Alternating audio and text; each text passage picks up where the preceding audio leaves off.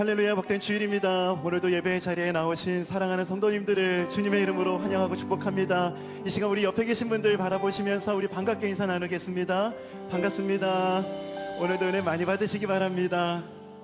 예배하는 시간은 우리와 함께 하시는 하나님을 바라보는 시간입니다. 지극히 크신 하나님을 바라볼 때 우리의 생각과 마음이 새로워질 줄 믿습니다. 이 시간 우리와 함께 하시는 우리 하나님께 영광의 박수를 올려드리며 주님을 바라보며 주님을 찬양하시겠습니다. 할렐루야. 우리 함께 손뼉치며 우리 가운데 능력이 되시는 주님을 찬양하시겠습니다.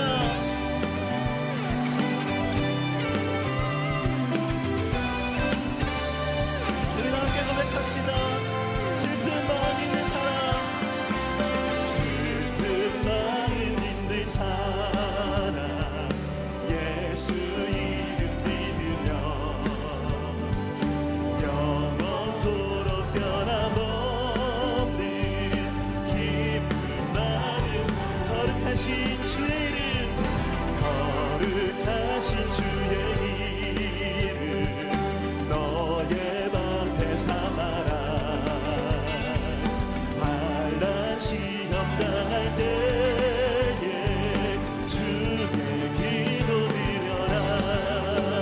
예수의 이름은 세상의 소망이요, 예수의 이름은 정의의 기쁨이, 존귀하신 주님, 존귀하신 주의 이 우리 기쁨 되도다.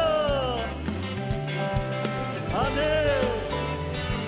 주의 품에 안길 때에 기뻐 찬송 부르리. 예수의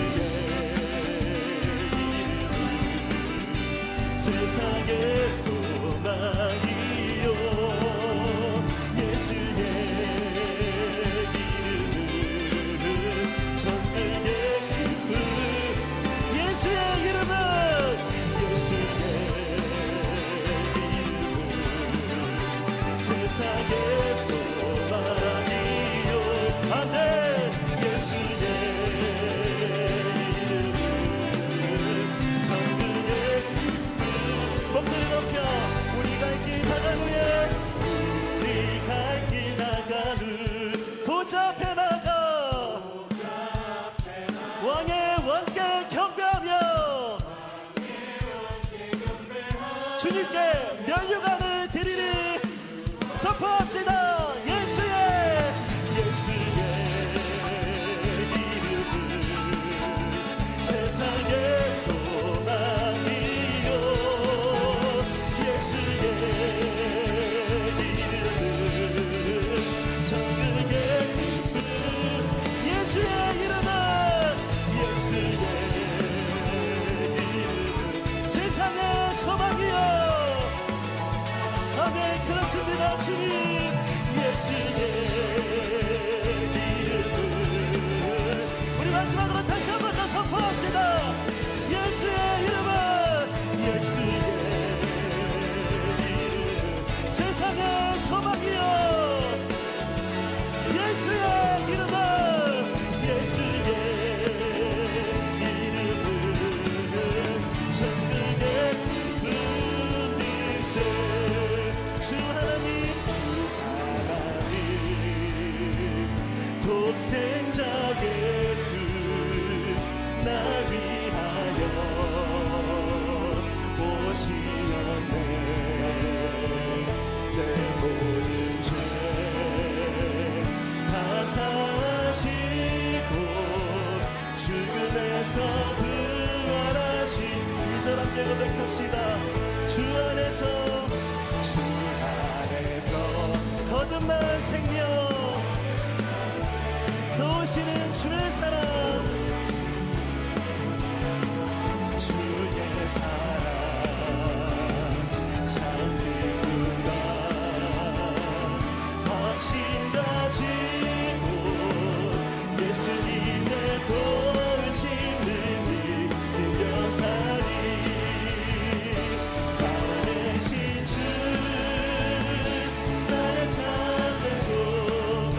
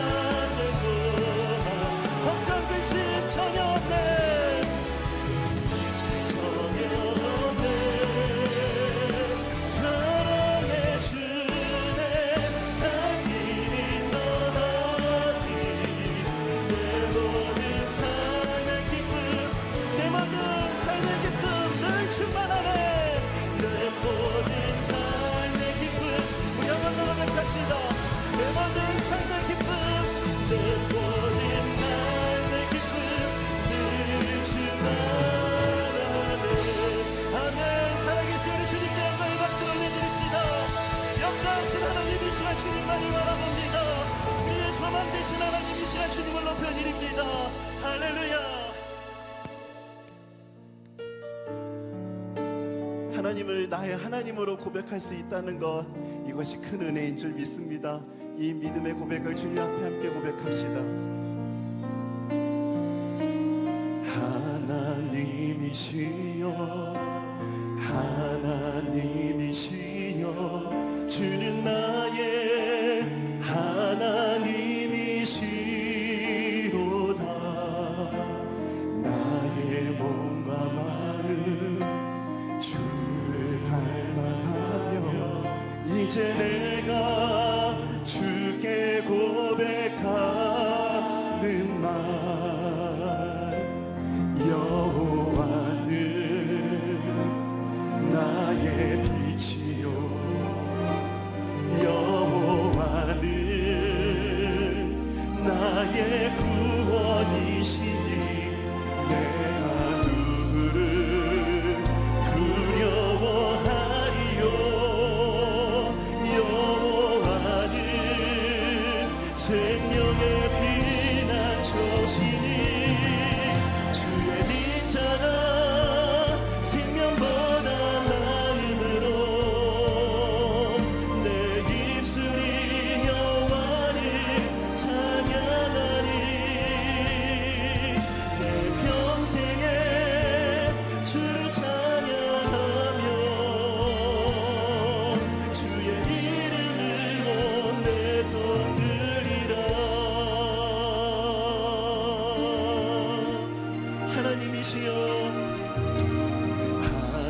하나님이시여, 하나님이시여, 주는 나의 하나님이시로다.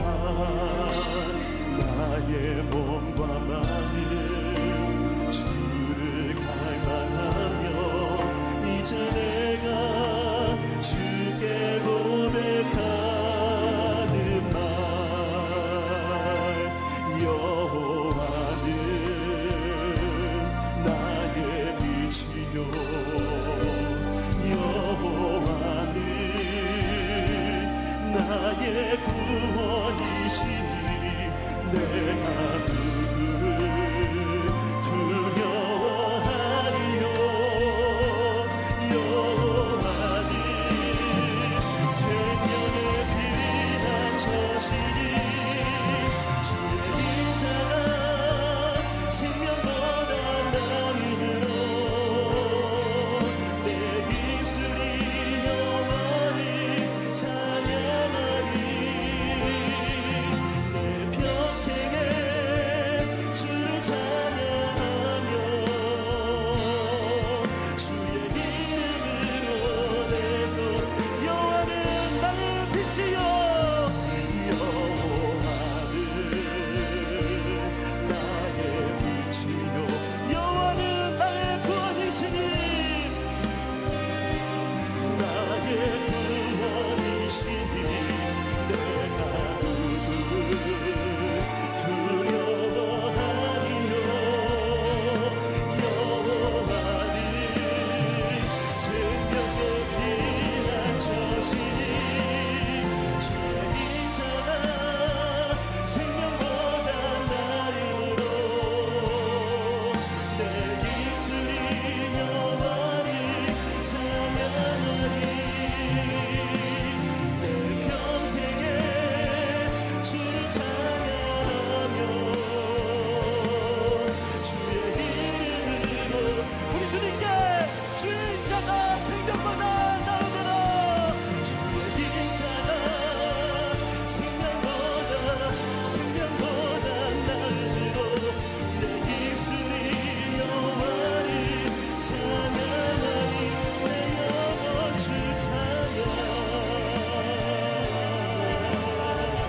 주를 찬양하며 주의 이름으로 우리 주님께 두 손을 높이 들고 주의 빈자가 생명보다 나음으로.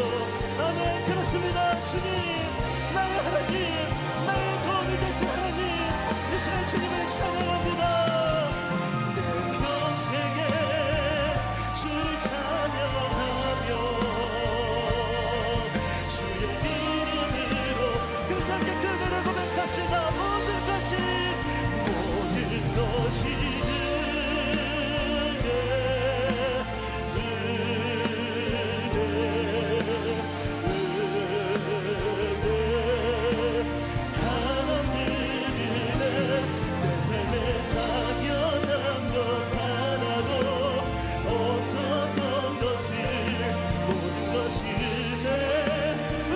주님을 높여드립시다. 모든 것이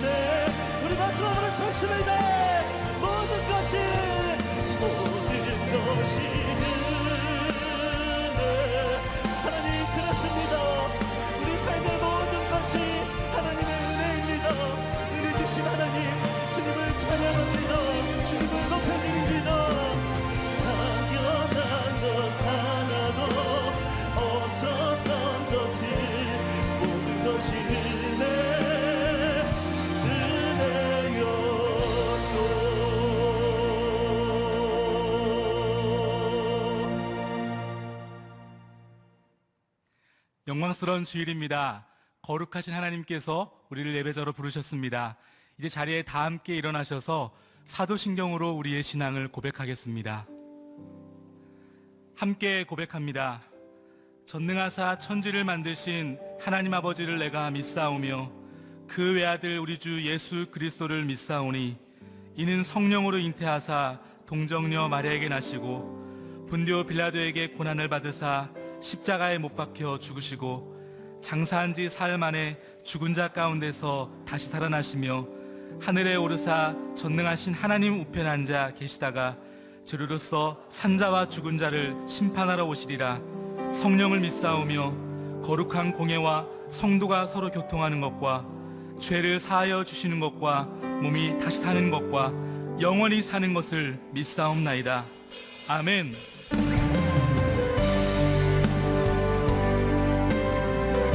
우리의 마음과 정성과 뜻을 다하여 하나님을 찬양하며 나아갑니다. 찬양하며 주님을 예배할 때 하늘 가득한 주의 영광 보리라. 나를 통하여 나의 입술을 인하여 주의 이름 높임을 받으소서. 지금 서 있는 이곳에서 높임을 받으소서. 내가 밟는 땅 주님의 땅이니 하늘이 주의 이름 높이 올리며 넓은 바다가 주를 노래해. 모든 만물 주를 경배해. 모든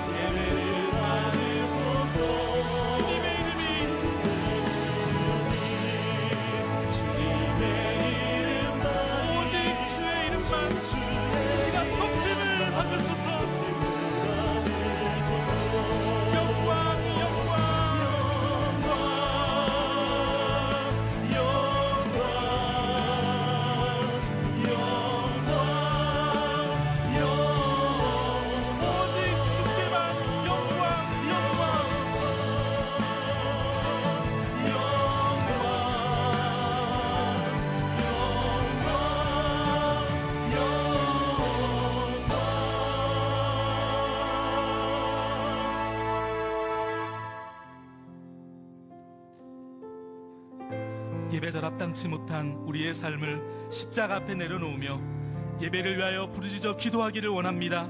주여 은혜를 부어 주옵소서. 다 같이 통성으로 기도하시겠습니다. 살아계신 하나님 아버지 감사합니다. 이 복된 주일 하나님 앞에 기쁨과 감사로 예배드리게 하심에 감사를 드립니다. 그러나 주님, 지난 한 주간의 삶을 되돌아보면 여전히 내가 주인되어 하나님보다 세상의 것을 더 사랑하고 하나님 말씀에 순종하기보다 내 뜻과 내 생각으로 살았음을 정직하게 고백합니다. 예수 그리스도의 십자가의 보혈로 용서하여 주옵소서. 이 시간 간절히 소망합니다. 성령 하나님, 우리의 눈과 귀를 열어 하나님의 영광을 보게 하시고 주님의 말씀으로 우리를 거룩하게 하옵소서. 하나님의 뜻 앞에 믿음으로 승리할 수 있도록 새 힘을 부어 주옵소서. 그리스도의 피값으로 세우신 사랑하는 사랑으로 교회를 붙들어 주시고 시대에 요청하신 주님의 뜻을 잘 분별하며 주신 사명 잘 감당하게 하옵소서.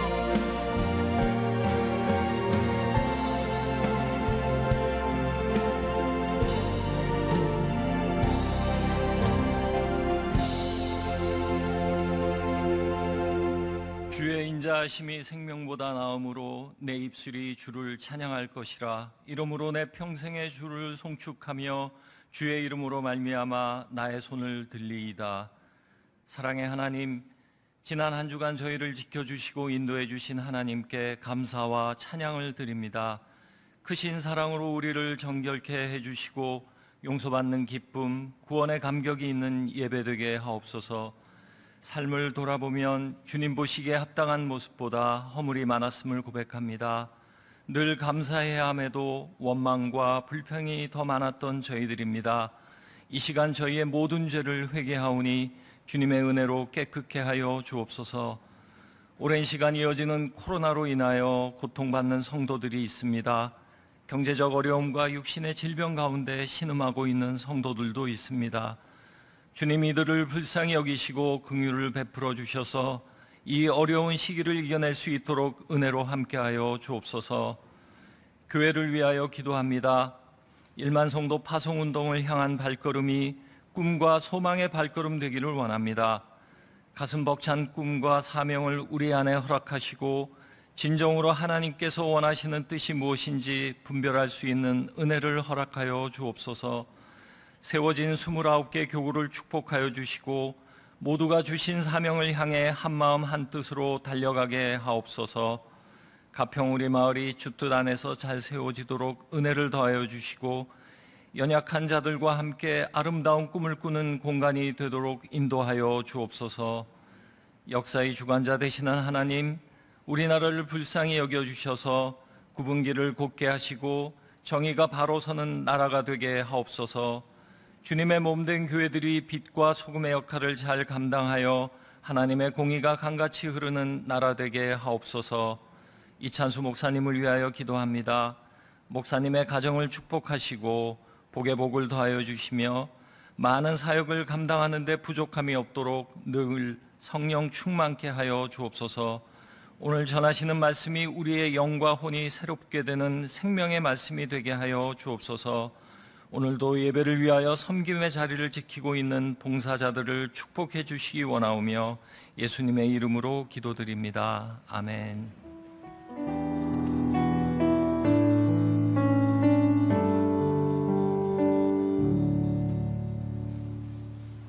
다 함께 자리에 앉으시겠습니다. 찬송가 215장 찬송 드리시면서 함께 봉헌하겠습니다.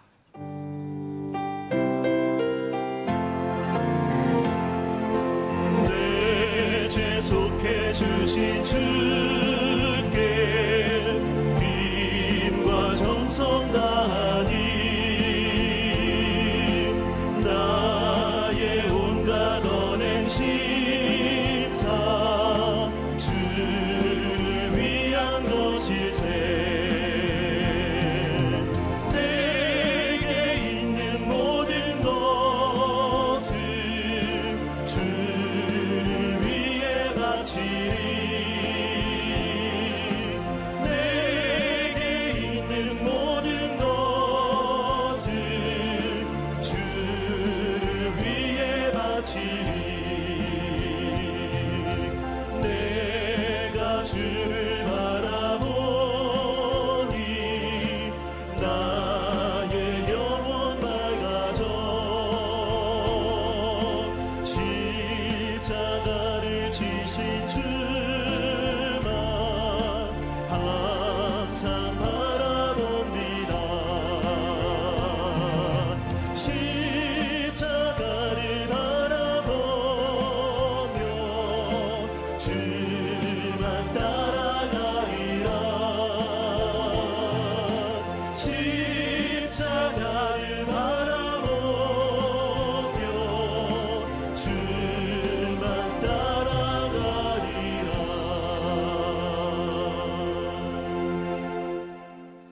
존귀하신 하나님, 주신 은혜에 감사하며 우리의 마음을 담아 예물을 드립니다. 기쁘게 받아주시고 하나님의 나라와 영혼들을 살리는 일에 귀히 사용되게 하옵소서. 예수님의 이름으로 기도합니다. 아멘. 이 시간 일부 찬양대에 찬양이 있겠습니다.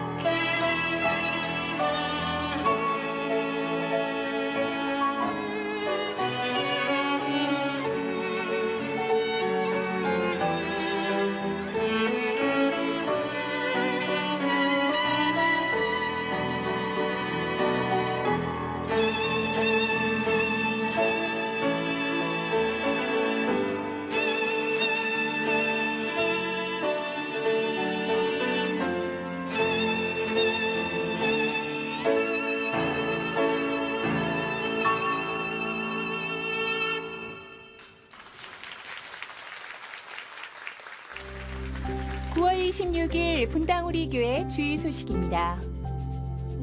송림분당과 드림센터는 사회적 거리두기 4단계 지침에 따라 제한적으로 오픈합니다. 주일 현장 예배는 사전 신청하고 배정받으신 분만 참여하실 수 있습니다. 주중 예배는 별도의 신청 절차 없이 참여 가능합니다. 2021년 가을 특별 새벽 부흥회가 10월 4일부터 10월 9일까지 진행됩니다. 자세한 사항은 특세 홈페이지를 참고해 주십시오. 주일학교 어린이 부서와 청소년 부서, 대청교구 예배는 현장과 온라인에서 예배를 진행합니다. 각 부서별 예배 시간과 참여 방법은 주보를 참고하시기 바랍니다. 브라보 시니어 소속 성도님을 대상으로 다음 세대에게 들려주고 싶은 신앙 수기를 공모합니다. 10월 22일까지 이메일 또는 우편으로 접수받습니다. 보다 자세한 내용은 주보를 참고하세요. 예배의 자리로 나오신 성도님들 주님 이름으로 환영하고 또 축복합니다. 우리 일주일 만에 만나는 귀한 분들이시고 또 각 가정에서도 이제 평상시와 다른 차원에서 이제 만남의 또 축복이 있고 예배가 있는데요. 우리 환하게 웃으시면서 반갑게 인사 나누시겠습니다. 참 잘 오셨습니다. 또 주님 이름으로 환영합니다. 또 축복합니다. 인사 나누어 주시기 바랍니다. 원래 1만 순도 파송 운동이 이제 올 연말에 이제 스타트를 하려고 준비를 했었는데 지금 이제 이 코로나19가 잦아들고 있지 않습니다. 그래서 점점 이게 지금 심한 상태고 또 이제 예비 담임 목사님들하고 성도님이 대면해서 좀 굉장히 친밀한 이런 관계가 이루어져야 이제 분립이 원활한데 여건이 지금 되지 않은 상황입니다. 그래서 지금 우리 29 예비 담임 목사님들하고 같이 의논 중에 있는데요. 그래서 이제 뭐 일정 기간 연기해야 되지 않을까, 출발하는 그 지점을 좀 늦춰야 되지 않을까 그렇게 의논 중인데요. 윤곽이 나오면 이제 다시 말씀드리기로 하고요. 사실 지금 이제 비대면으로 예배 드리는 것 때문에 또 주중에도 이제 모이지를 못하고 그래서 어떻게 해서든 29 목사님들하고 좀 대면하고 접촉하고 가까이서 이렇게 교제할 수 있는 어떻게 하면 좋을지를 지금 여러 가지로 검토하고 또 연구하고 있습니다. 이런 전체적인 방향에 대해서 한두 주 안으로 이제 전체적으로 좀 설명을 드리려고 합니다. 그래서 차질이 빚어지지 않도록 기도해 주시기를 부탁을 드리겠습니다.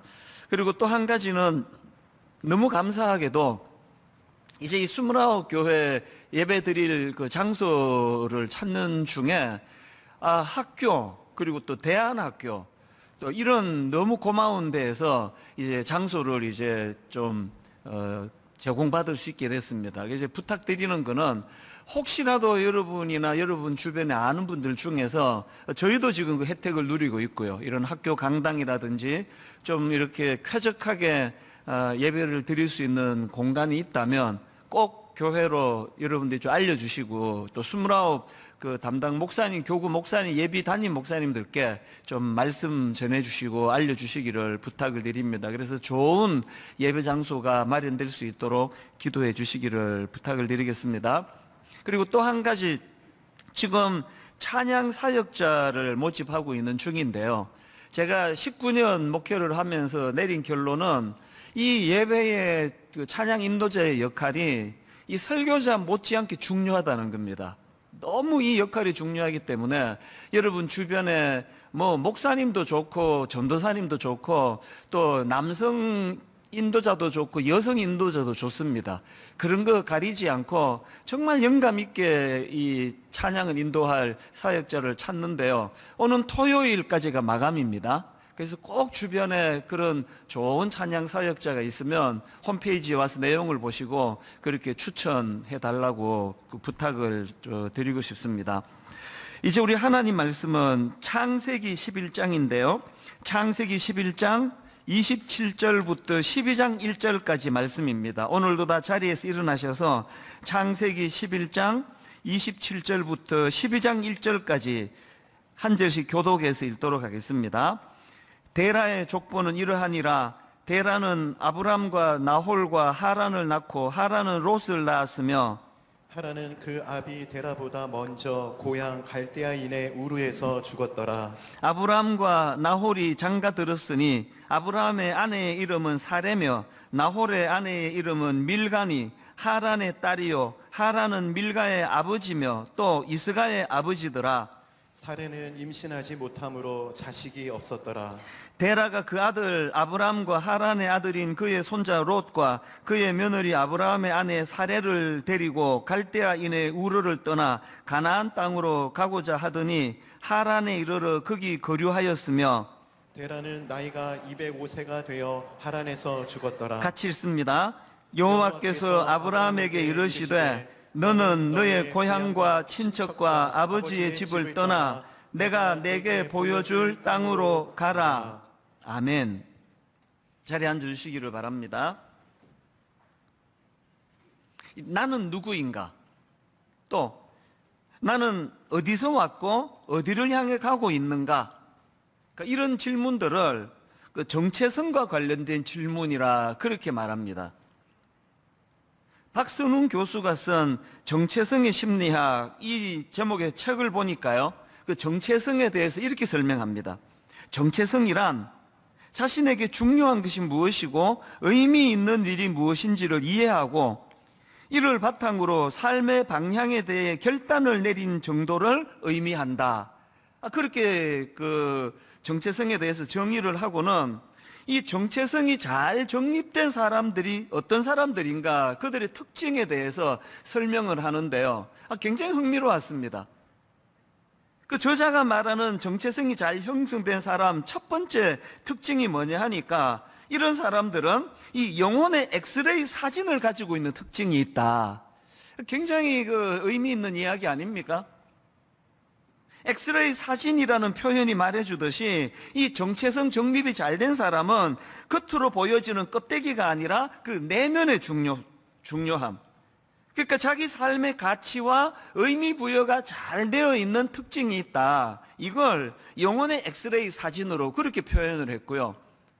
그런가 하면은 또 하나, 이 정체성 정립이 잘 되어 있는 사람들은 자기 삶의 목적지가 찍힌 내비게이션을 갖춘 사람이다. 이 표현도 되게 흥미롭지 않습니까? 이 초행길 인생인데 이 정체성 정립이 잘 된 사람은 자기가 나아가야 할 방향을 정확하게 알고 있다는 거예요.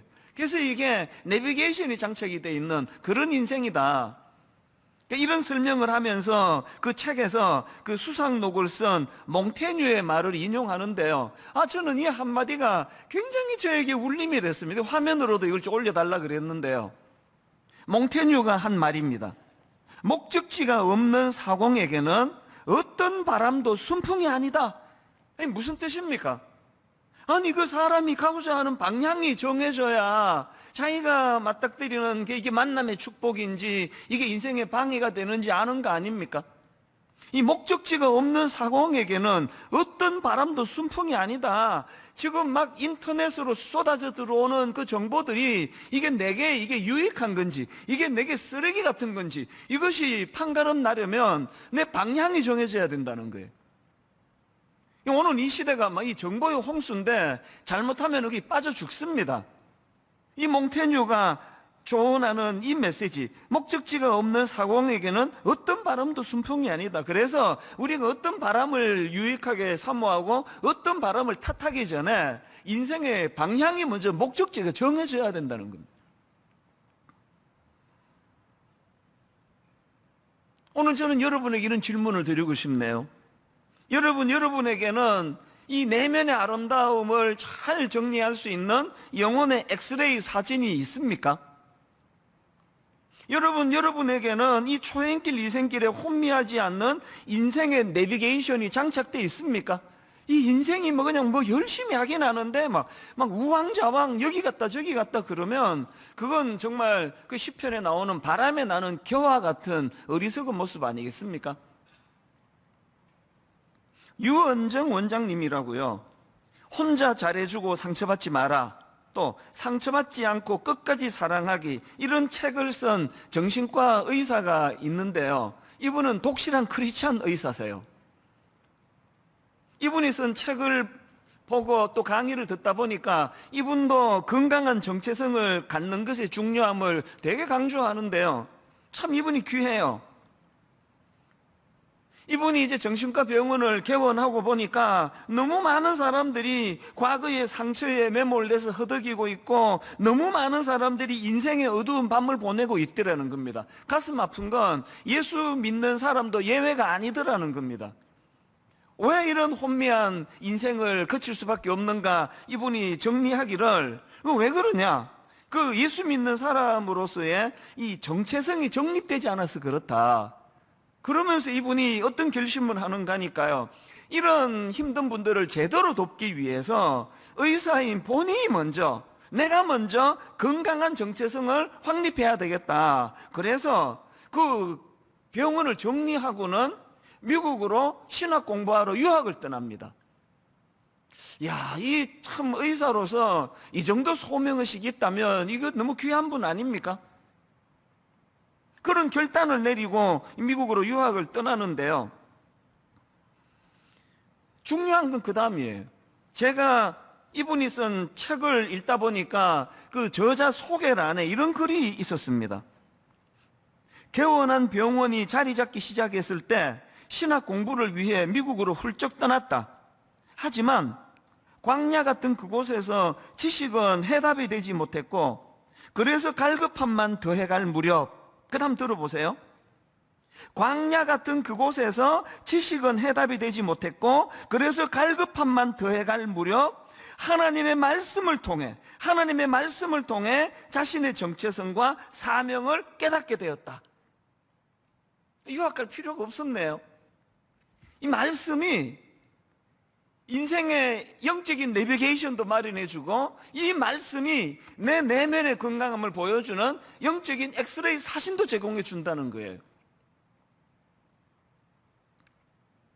저는 오늘부터 구약의 인물 아브라함에 대해서 살펴보려고 하는데요. 그동안 살펴보던 마가복음을 잠깐 내려놓고 이 아브라함에 대해서 같이 함께 살펴봐야 되겠다, 이런 결심을 한 이유가 있습니다. 지금 우리 모두는 다 위기예요. 지금 코로나19가 2년째 지금 다가오고 있는데 이게 지금 잦아들지 않고 주사 2번 다 맞았는데 어제도 이게 또 이 확진자가 신기록을 세웠다. 이제 다음 주에는 4,000명을 돌파할지 모른다. 이게 언제 끝날지 모르니까 모두가 지금 다 지쳐 있는 상황 아닙니까? 그리고 우리 교회는 1만 성도 파송 운동이라고 하는 너무나 중요한 하나님 앞에서의 이 과업이 있는데, 이런 것들에 대하여 우리가 이런 정확한 하나님이 주신 정체성을 정립하지 않으면요, 길을 잃어버릴 위험이 있습니다.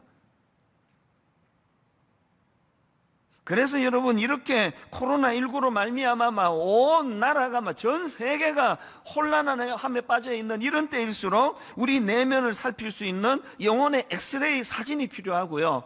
여러분, 이렇게 온 나라가 다 혼란에 빠질 때일수록 내가 나가야 될 목적지를 밝혀주는 영혼의 내비게이션이 장착됐는지를 점검하셔야 되는 겁니다. 그래서 여러분, 이제 오늘부터 살펴보게 될 이 아브라함에 대한 공부를 쭉 하면서 아브라함이 중요한 게 아니에요. 야곱을 살펴봐도 되고 이삭을 살펴봐도 되고 사도 바울을 살펴봐도 됩니다. 중요한 건 인간이 아니에요.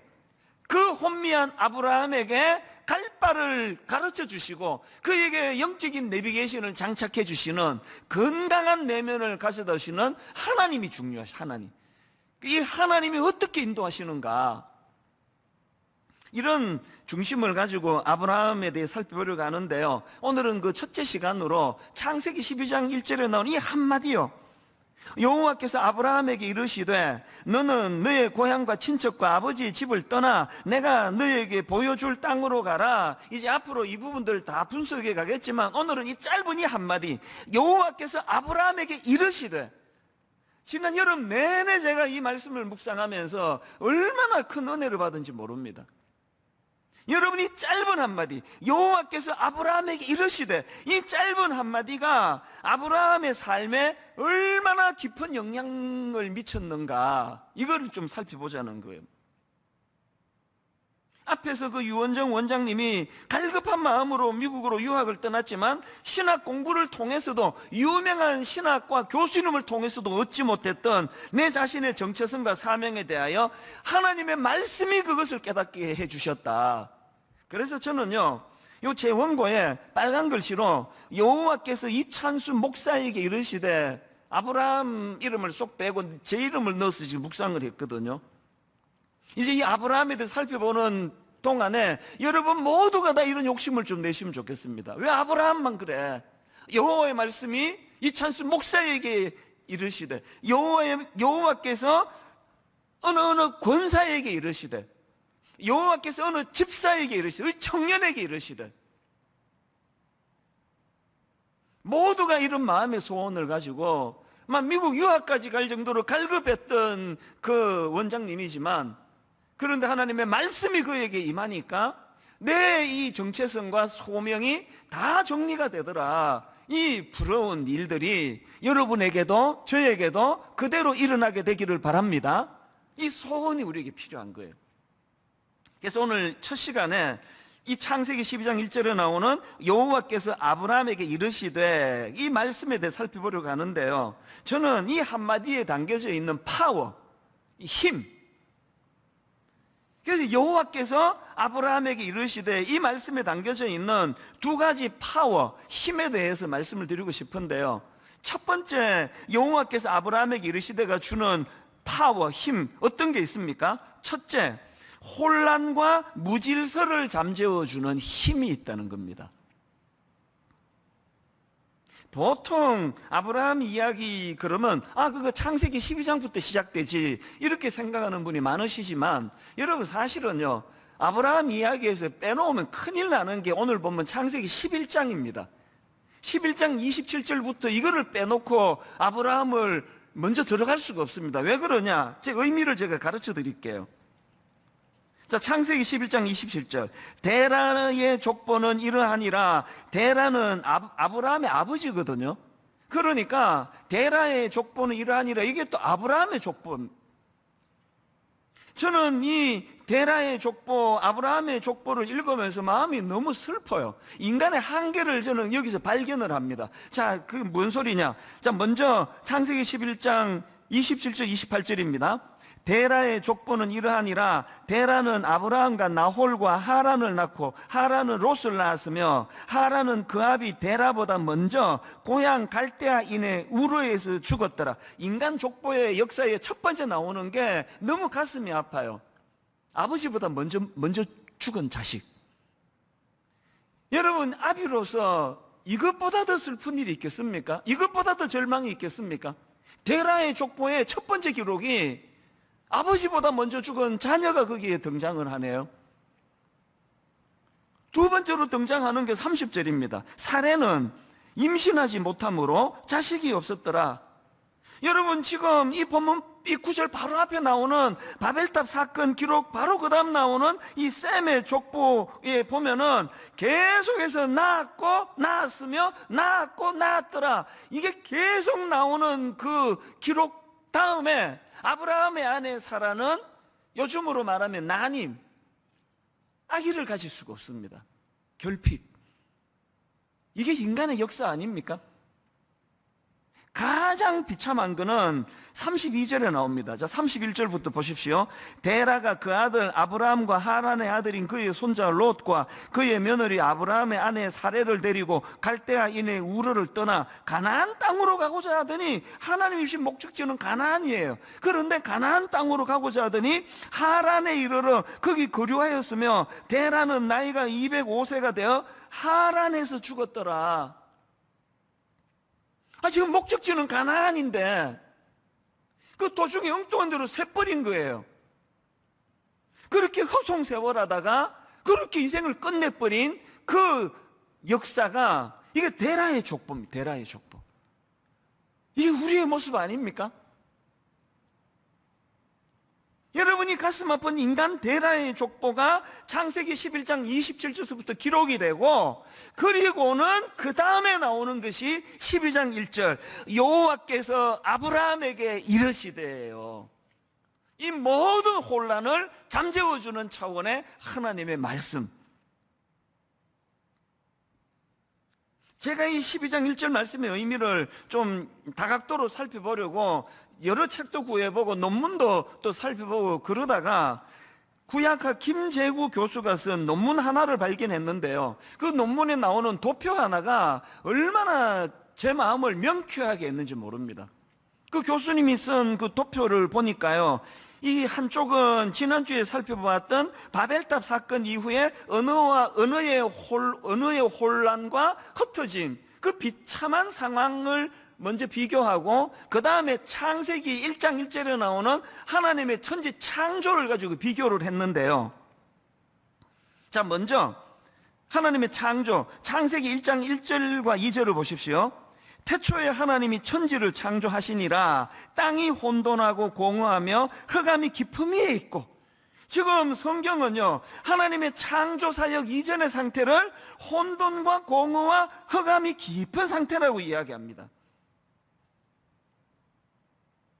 방금 우리가 봤던 창세기 12장 1절에서의 여호와께서 아브라함에게 이르시되, 이 하나님의 말씀이 선포되기 이전에 데라의 족보, 아브라함의 족보가 이게 바로 혼돈과 공허와 흑암의 상태 아닙니까?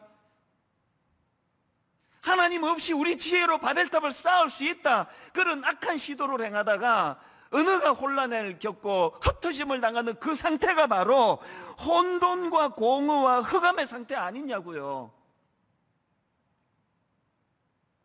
제가 이 창세기 1장 2절 말씀을 예전에 한번 다루었던 기억이 있는데요. 예레미야 4장 22절을 보십시오. 내 백성은 나를 알지 못하는 어리석은 자요, 지각이 없는 미련한 자식이라. 악을 행하기에는 지각이 있으나 선을 행하기에는 무지하도다. 왜 그런가 봤더니 23절, 보라 내가 땅을 본즉 혼돈하고 공허하며 하늘에는 빛이 없으며. 지금 이스라엘 백성들이 엄청난 타락의 상태인데, 그 타락의 상태를 보니까 하나님이 천지를 창조하시기 이전의 상태, 혼돈하고 공허하며 하늘에는 빛이 없는 상태더라는 겁니다. 왜 이스라엘 백성들이 타락할 수밖에 없었다고요? 겉으로 보기에는 껍데기는 선민이라는 그런 긍지를 갖고 있었지만, 사실은 그들의 실제 상황은 하나님의 창조 이전 혼돈과 공허와 흑암의 상태에 놓여 있었기 때문이다. 이거 우리도 마찬가지 아닙니까? 이력서에다가 기독교 종교 안에 그렇게만 쓰면 우리가 혼란이 없고 혼돈이 없는 그런 하나님의 자녀가 되는 겁니까? 아니 여러분, 예수 믿는데 아니 왜 자꾸 이렇게 인생이 허무한 거냐고요. 아니 여러분, 분명히 예수 믿는데 왜 인생이 하나님의 창조 이전과 똑같이 혼돈과 공허와 흑암이 깊은 그런 상태에 빠지느냐고요. 체리 힐이 쓴 공허함이라는 그 책에 나오는 이 표현이요, 이 땅을 살아가는 우리 인생에게 불쑥불쑥 찾아오는 불청객이 두 가지가 있는데, 하나는 감기고 또 하나는 공허함이다. 아니 예수 믿었는데 이제 하나님이 나를 인도하시는 내 아버지가 되셨다 고백하는데, 어떻게 감기는 어떻게 할 수 없다 치더라도 어떻게 공허함이 내 인생에 지멋대로 불쑥불쑥 찾아오는 불청객이 되도록 방치할 수 있느냐는 겁니다. 왜 이런 허무함이 밀려온다고요? 지금 하나님은 가나안을 목적지로 가라고 그렇게 인생의 내비게이션을 장착해 줬는데, 지금 우리는 하란이라는 엉뚱한 곳에 기웃거리고 있어서 그런 거 아닙니까?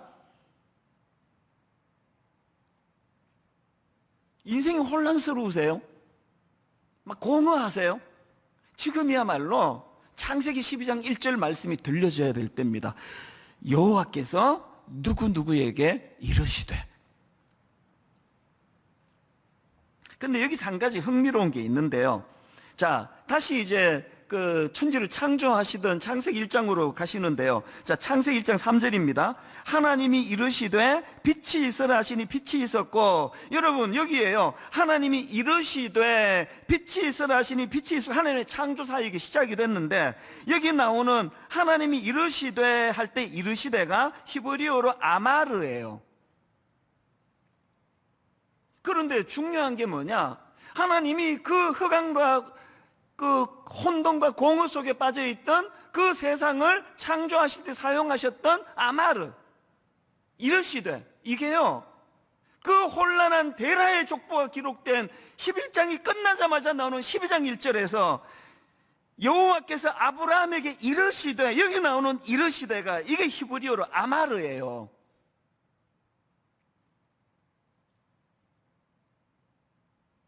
바벨탑 사건 이후로 인간들이 겪었던 언어의 혼돈과 흩어짐이라는 혼란스러운 상황을 잠재울 수 있는 능력도 하나님의 말씀이고, 아브라함의 아버지 데라의 족보에 나오는 그 혼란스러운 상황을 잠재우는 능력도 이것도 하나님의 아마르가 있을 때 가능하다는 겁니다. 다시 묻습니다.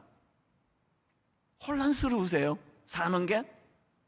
이게 막 어디가 길인지 모르시겠습니까? 감기하고 더불어 막 수시로 찾아오는 게 내 마음의 어떤 공허함입니까? 여러분, 지금이야말로 그 혼란과 무질서를 잠재우는 하나님의 아마르가 필요한 거예요. 아마르가. 이 좋지도 않은 이 목소리, 스피커 타고 이 찬수 목사 목소리만 흘러가는 예배가 아니라 하나님의 아마르가 선포되는 예배가 되기를 바랍니다. 우리의 혼란을 잠재워주는 그 데라의 족보가 말로 다 할 수 없이 슬프디 슬픈, 아버지보다 먼저 죽는 아들이 나오고 온 세상이 낳고로 기록되고 있는 거기에 자녀를 낳을 수 없는 슬픔. 하나님은 가나안을 목적지로 정해주셨는데 도중에 엉뚱한 데로 새버려가지고 거기에서 인생 다 허비하고 그렇게 죽어버리는 인생, 이 모든 혼란을 잠재워주는 그런 차원에서 하나님이 창세기 12장 1절에서 말씀해 주시는, 이게 아브라함에게 주신 아마르의 선포라는 겁니다. 그런가 하면은 두 번째로 여호와께서 아브라함에게 이르시되, 이게 왜 파워냐, 이게 왜 힘이냐, 이 여호와께서 아브라함에게 이르시되라는 이 말씀이 힘이 되는 건요, 이거는 다시 출발하게 하는 힘을 갖고 있기 때문이에요. 본문 31절 32절 다시 보십시오. 데라가 그 아들 아브라함과 하란의 아들인 그의 손자 롯과 그의 며느리 아브라함의 아내 사레를 데리고 갈대아인의 우르를 떠나 가나안 땅으로 가고자 하되 하란에 이르러 거기 거류하였으며, 데라는 나이가 205세가 되어 하란에서 죽었더라. 제가 이 모리아 산으로 가는 길, 이런 책이 있는데 옛날에 나온 책이에요. 이 책을 보니까요, 왜 목적지는 가나안인데 도중에 엉뚱한 곳에 머물렀는가, 하란에 왜 머물렀는가, 그 설명하는 대목이 있더라고요. 하란은요, 교차로라는 뜻을 가진 이름이래요. 하란은 그 이름 뜻 그대로입니다. 길이 잘 연결돼 가지고 국제무역로의 교차점에 위치해 있던 지역이었답니다. 그러니까 상업도시로 번성했던 곳이 하란이래요. 이게 뭘 의미합니까?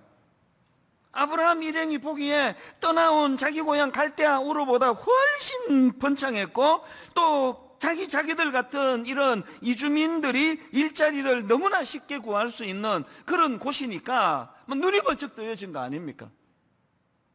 거기에 잠깐 머물다 가기로 해서 머물렀는지 둥지를 털려고 했는지는 잘 모르겠지만 결국은 거기서 아버지 데라가 헛송세월하고 죽어버리잖아요.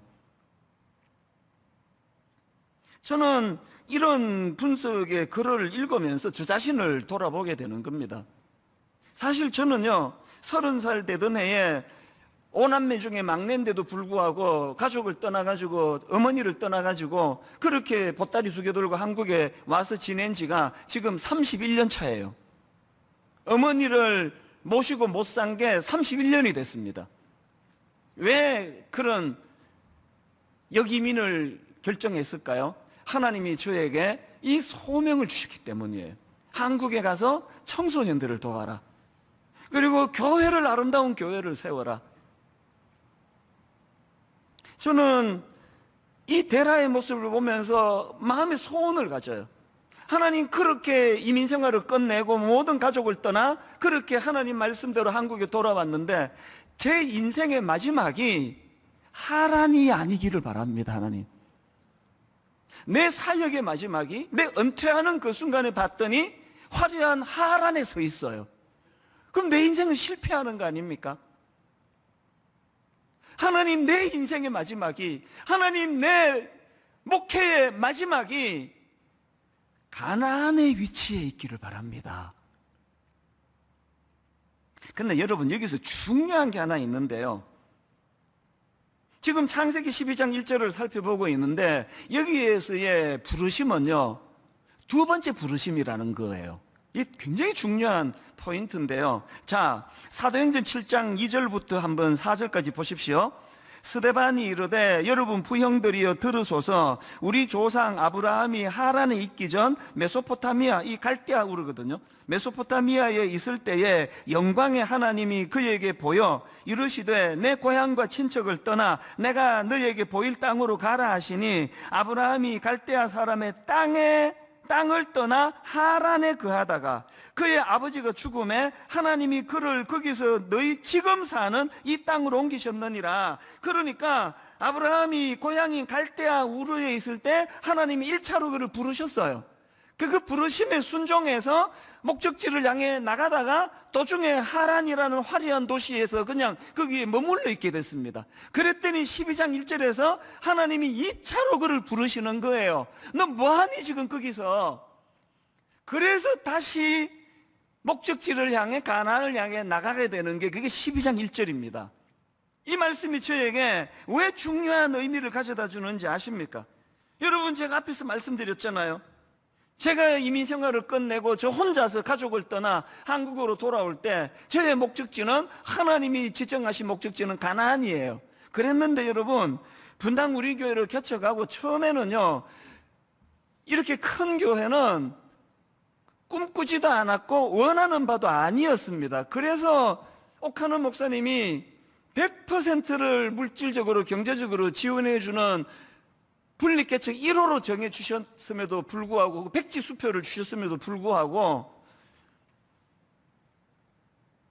70평짜리 엘리베이터도 없는 상가 4층에다가 얻은 거 아닙니까? 그래서 옥 목사님께 그 견적서를 드리니까 아니 왜 이것밖에 청구를 안 했어? 그러셨어요.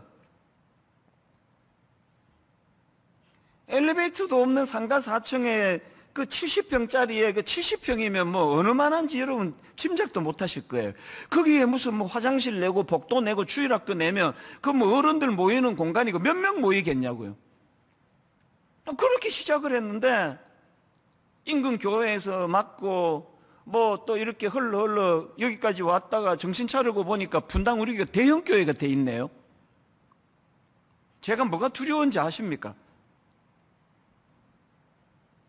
내가 은퇴할 때 목적지가 가나안이어야 되는데 내가 발을 딛고 있는 게 지금 분당 우리 교회가 저에게 너무나 화려한 하란이 돼버린 거 아닙니까? 너무 좋은 분들이 막 구름대처럼 몰려드시죠? 우리 교역자들 하나같이 너무너무 인격적이고 좋은 교역자들이죠? 막 여기서 뭐 마음만 먹으면 못하는 일이 없습니다. 뭐든지 뭐 마음 먹은 대로 다 할 수 있는 이곳이 혹시라도 저에게 이 화려한 하란이 아닌가? 그래서 제가 젊은 시절에 꿈꾸었던 가나안을 향한 꿈을 지금 잊어버리고 여기서 지금 여기가 좋사오니 나 대형교회 목사인데 이러고 있으면 내 인생은 대라가 되는 게 대라가. 그게 두려운 겁니다. 여러분, 우리 젊은 시절 기억하시지 않습니까? 대학교 다닐 때 그 캠퍼스를 바라보면서 꿈을 꾸고 그 캠퍼스의 복음화를 위하여 눈물을 흘리며 기도하고 참 가난한 별 볼 일 없던 그 대학교 1학년, 2학년 시절에 그 술을 못 마시니까 콜라 페트병 이런 거 몇 개 사놓고 밤을 새면서 그 콜라 마시고 과자 씹어 먹으면서 정말 꿈을 꾸었던 시절이 있잖아요. 그때 제가 소속된 SFC라는 그 학생신앙운동 그 단체에서 SFC 강령 이 다 외우게 했는데요. 요즘도 가끔씩 대내입니다. SFC 강령. 우리는 개혁주의 신앙과 생활을 확립하여 세상의 빛과 소금이 됨을 우리의 목적으로 한다.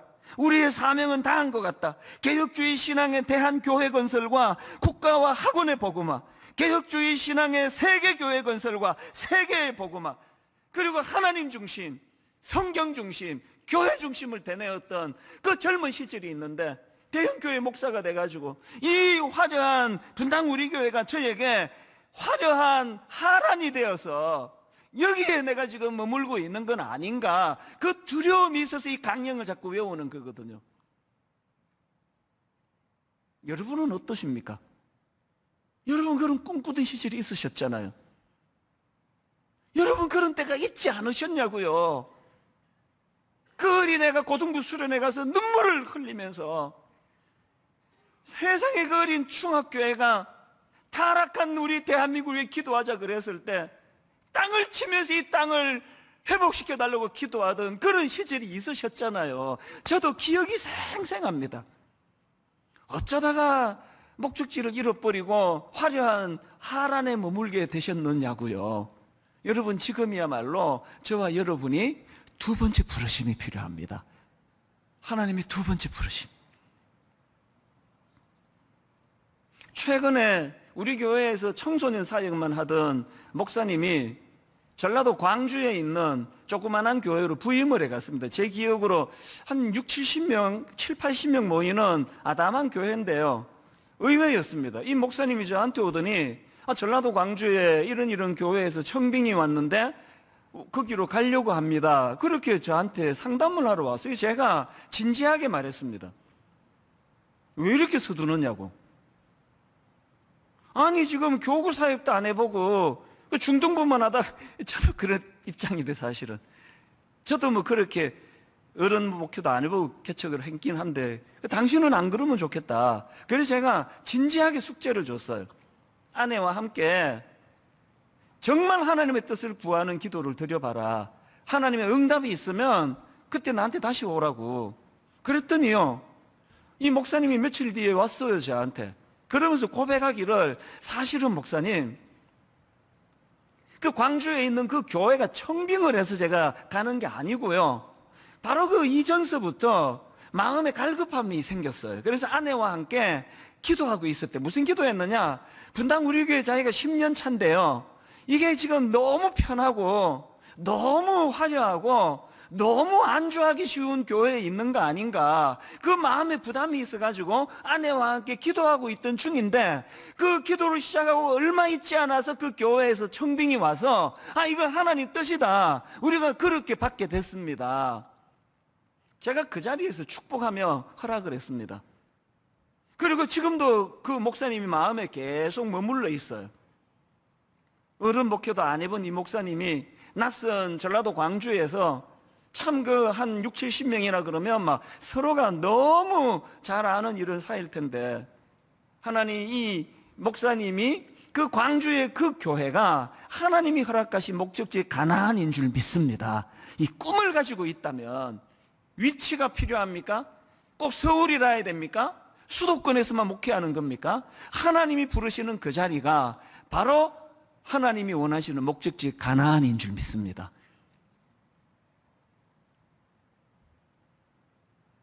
얼마 전에 대구로 부임해 간 그 목사님도 마찬가지예요. 제가 내부 15명, 외부 15명 할 때 15명을 뽑았으면 이 목사님 이름이 들어갔죠. 그러나 제가 함부로 할 수 없으니까 전체 교역자들에게 1년에 걸쳐가지고 5번에 걸쳐서 10명씩 후보자 이름을 기도하면서 써내라고 그렇게 결정이 됐더니, 이게 사실은 좀 공정하지 못하잖아요. 청년부 오래 하고 있고 그러면 잘 몰라요, 서로가. 당연히 교구 사역 오래 한 사람 위주로 그렇게 발탁이 될 수 있으니까, 이분이 나이로 보나 경력으로 보나 영성으로 보나 당연히 15명 안에 들어가야 되는데, 내가 너무 마음이 아팠습니다. 이름이 빠져 있는 거예요. 그런데 내가 깜짝 놀랐던 건 이분의 진가를요, 그 다음에 알게 된 겁니다. 하나도 흔들리지 않고 하는 이야기가, 목사님, 하나님의 뜻인데 진짜 기도해야 되는 건 15명 안에 들어간 그 목사님들입니다. 얼마나 양상이 복잡해지겠냐고, 기도하겠다고. 그래서 제가 대구에 그 교회 청빙했을 때 제가 자신 있게 이 목사님을 내가 추천한 거예요. 한 번씩 연락이 와요. 한 번도 경험해보지 못한 낯선 땅 대구에서, 아내도 사모님도 대구가 고향이 아니고 이 목사님도 경상도가 고향이 아닌데, 그 낯선 땅 대구에서 안쓰럽잖아요.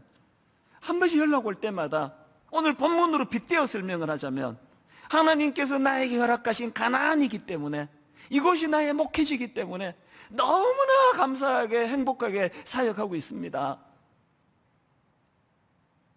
여러분, 한국 교회가 뭐 변질했고 타락했고 이런 소리 많이 하지만요, 그렇지 않습니다. 곳곳에 참 하나님 맡기신 그 사명을 따라 이곳이 나의 가나안입니다. 눈물로 고백하며 그 자리를 지키는 주의 종들이 얼마나 많은지 모르고 그런 종들을 위하여 기도로 후원해야 되는 책임이 있다는 거 기억하시기를 바랍니다. 오늘 결론을 이렇게 내리기 원합니다. 여러분, 그 스티브 잡스가 스탠포드 대학교 졸업식 때 했던 그 축사, 유명하게 떠도는 축사 중에 한 대목을 읽어드리고 말씀을 마무리하려고 하는데요. 스티브 잡스가 대학 졸업생들에게 이렇게 말했습니다. 여러분의 삶은 한정되어 있으니 다른 사람의 삶을 살면서 여러분의 삶을 낭비하지 마세요. 여러분의 삶은 한정되어 있으니 다른 사람의 삶을 살면서 여러분의 삶을 낭비하지 마세요. 스티브 잡스를요, 이 연설을요, 오늘 본문에 빗대갖고 제가 해석을 해보니까 딱 이겁니다. 엉뚱한 하란에서 세월 낭비하지 말고, 겉으로 화려해 보인다고 거기에 취해 있지 말고,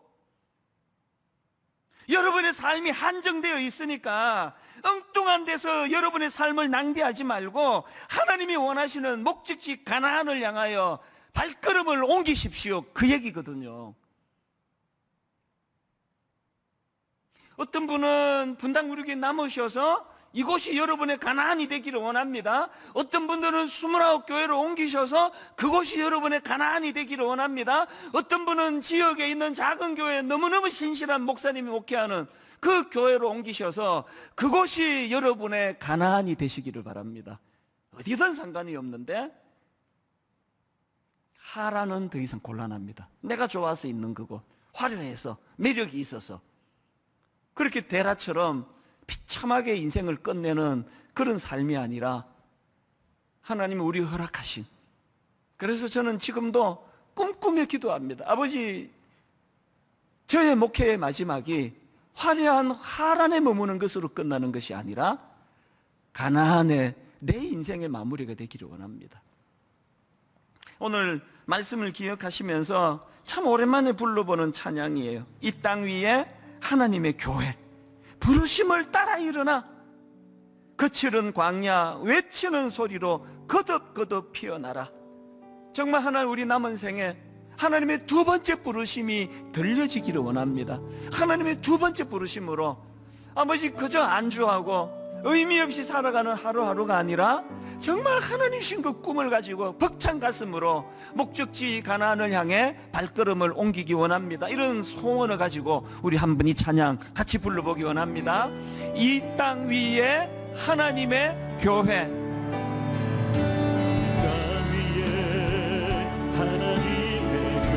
부르심을 따라 일어나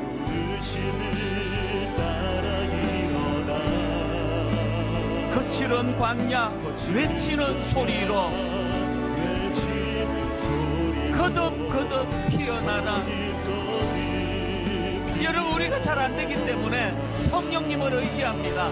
성령이여 이 세대를 향해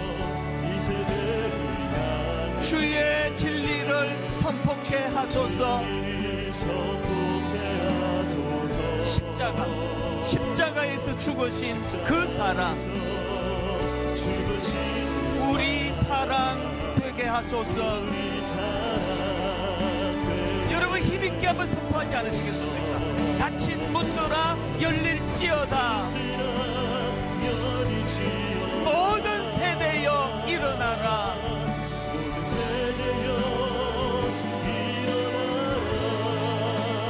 주 예수께 무릎 꿇고 경배 드리세. 승리하신 주님, 죽음 이기신 평화의 왕, 성령이여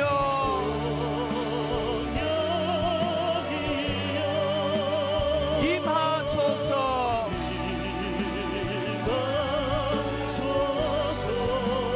초대교회 역사 같은 권능으로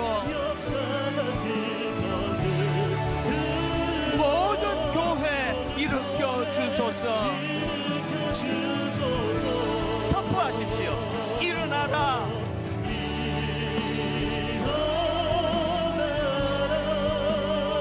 빛 발하라.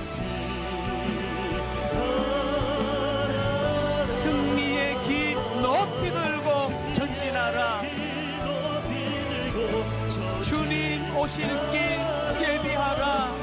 오늘 말씀을 기억하시면서 다시 한번 힘있게 선포하기 원합니다. 이 땅 위에 하나님의 교회, 부르심을 따라 일어나 의미 없는 화려한 그곳이 아니라 거칠은 광야 외치는 소리로 거듭거듭 피어나라. 우리 다시 한번 선포합니다. 성령이여 이 세대를 향해 주의 진리를 선포케 하소서. 십자가에서 죽으신 그 사랑, 우리 사랑 되게 하소서. 꿈을 가진 자답게 힘을 얻어 힘있게 선포합니다. 닫힌 문들아 열릴지어다. 선포하십시오. 모든 세대여 일어나라. 선포하십시오. 주 예수께 무릎 꿇고 경배드리세. 승리하신 주님, 죽음 이기신 평화의 왕, 성령이여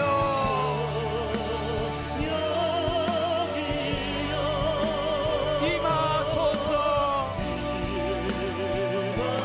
부흥을 갈망합니다. 초대교회의 역사 같은 권능으로 모든 교회 일으켜 주소서. 일어나라.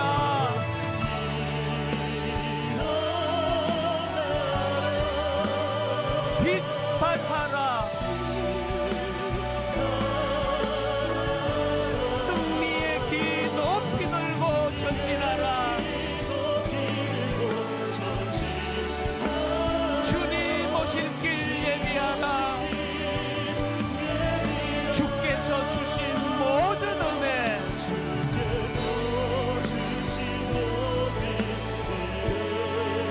나는 말할 수 없네. 내 영혼 즐거이 주 따르렵니다. 주께 내 삶 드립니다. 오직 주의 사랑에 매여 내 영 기뻐 노래합니다. 여러분, 주의 사랑이 능력인 줄 믿으시기를 바랍니다. 이 소망의 언덕 기쁨의 땅에서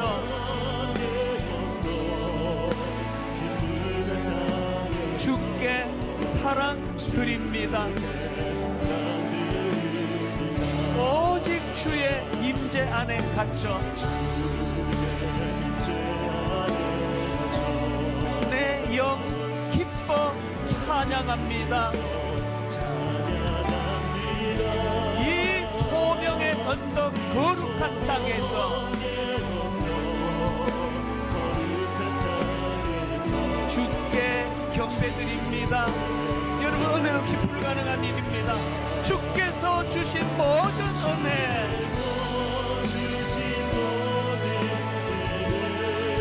나는 말할 수 없네.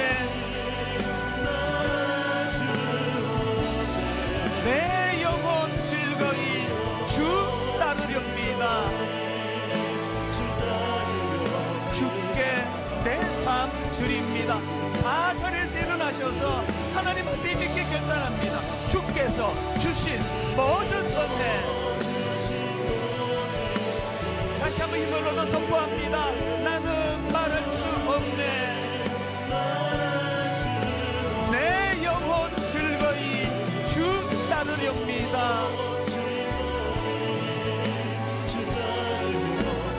주께 내 삶 드립니다. 오늘 주신 말씀 그대로 하나님, 정말 한번 가치 있게 살다 주님 앞에 가고 싶습니다.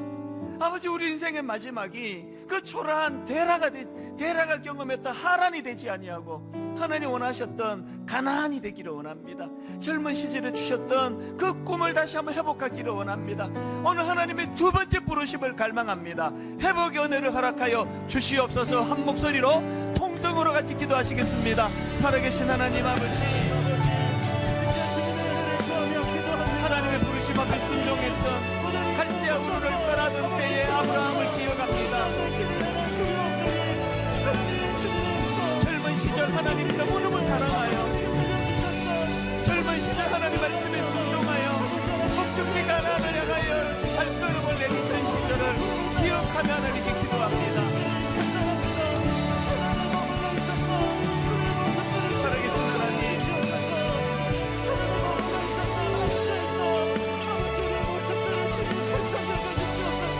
그 인생의 연령길 가운데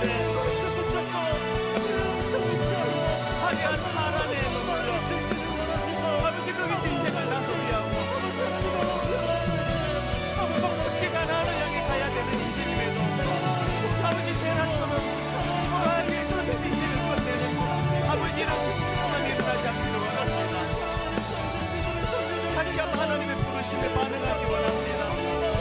아버지, 오늘 하나님의 두 번째 부르심에 응답하기를 원합니다. 아버지 하나님, 놀라우신 하나님의 그 은혜 앞에 아버지 반응하며 그렇게 달려가기를 원합니다.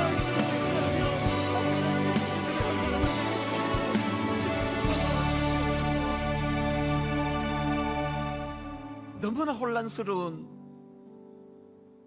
코로나19는 도대체 잠재워질 것 같지 않고, 이 답답하고 힘든 시간들이 오래 지속되는 과정에서 우리도 모르게 무기력한 자리에 빠져 있게 되었다면, 아버지, 오늘 이 시간이야말로 우리 하나님의 두 번째 부르심이 선포되는 시간인 줄로 믿습니다. 하나님, 우리가 젊은 시절 꿈을 꾸며 갈대아 우르에서의 말씀에 순종하며 발걸음을 옮기던 그 시절을 기억하며 떠올려보며 아버지 회개하며 나가기 원합니다. 화려한 그 데라가 머물다 그곳에서 죽어버린 하란이 아니라, 비록 여정길은 이런저런 많은 수고와 애씀이 필요하지만 그러나 하나님 주신 꿈이 있기 때문에 그 힘든 여정길조차도 우리 삶을 살맛나게 만드는 하나님의 능력인 것을 믿고, 하나님, 특별히 하나님 오늘 하나님의 두 번째 부르심에 반응할 때에 이 하나님의 아마르가 선포가 될 때에 이것이 인생의 영적인 내비게이션이 장착되는 시간인 줄로 믿습니다. 혼란 없이 초행길 인생, 너무나 혼돈스러운 것이 많은 인생길이지만 하나님이 장착해 주신 영적인 내비게이션, 정확한 목적지를 아버지 가르쳐 주시는 그 길을 따라 뚜벅뚜벅 힘을 다하여 걸어가다가 언젠가 우리의 역할이 다 끝날 때에 하나님, 우리의 하나님께 부름받아가는 그 마지막 순간에 서 있는 곳이 초라한 하란이 아니라 하나님이 원하셨던 가나안이 되게 하여 주시옵소서. 오늘 이 꿈을 가지고 말씀 가운데 갈급함으로 나와왔던 모든 성도님, 이번 한 주간 동안 참 하나님 말씀에 부르심에 응답하는 자들이 누리는 그 아름다운 삶의 이끄심을 경험하는 아름다운 한 주간이 되도록 인도하여 주시옵소서. 우리 주 예수 그리스도의 은혜와 하나님 아버지의 다함없는 사랑과 성령님의 감동, 감화, 위로교통 충만하심의 역사가 혼란스러운 인생길이랄지라도 하나님 말씀에 순종하며 나가는 자들이 누리는 영혼의 내비게이션을 장착하고 혼란 없는, 혼돈 없는 확신을 가지고 나아가는 인생길 꿈꾸며 예배하는 모든 주의 자녀들 머리 위에 지금부터 영원토록 함께 하시기를 간절히 축원하옵나이다. 아멘.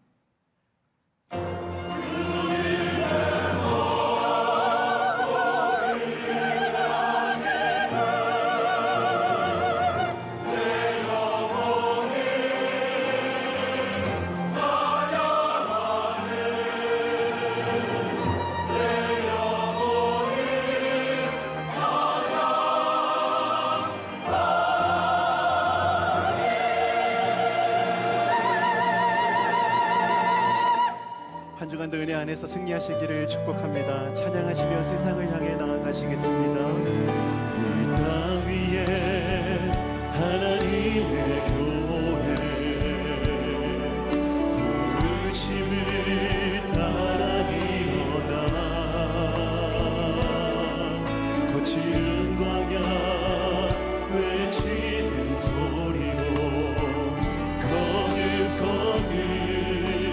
일어나라. 성령이여 이 세대를 향해 주의 진리를 선포케 하소서. 십자가에서 죽으신 그 사랑 우리 사랑 되게 하소서. 다시 눈들아 열리지어다. 모든 세대여 일어나라. 주 예수께 무릎 꿇고 경배 드리세. 죽음 이기신 평화의 왕 성령이여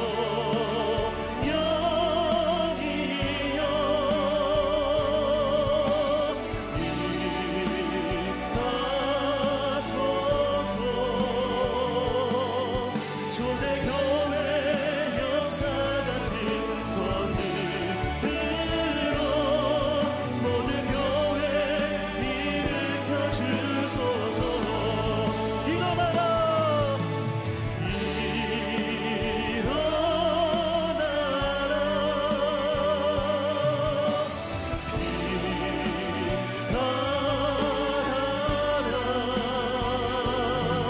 승리의 길 높이 들고 전진하라. 주님 오실 길 주님 오실 길 예비하라. 주님 오실 길 주님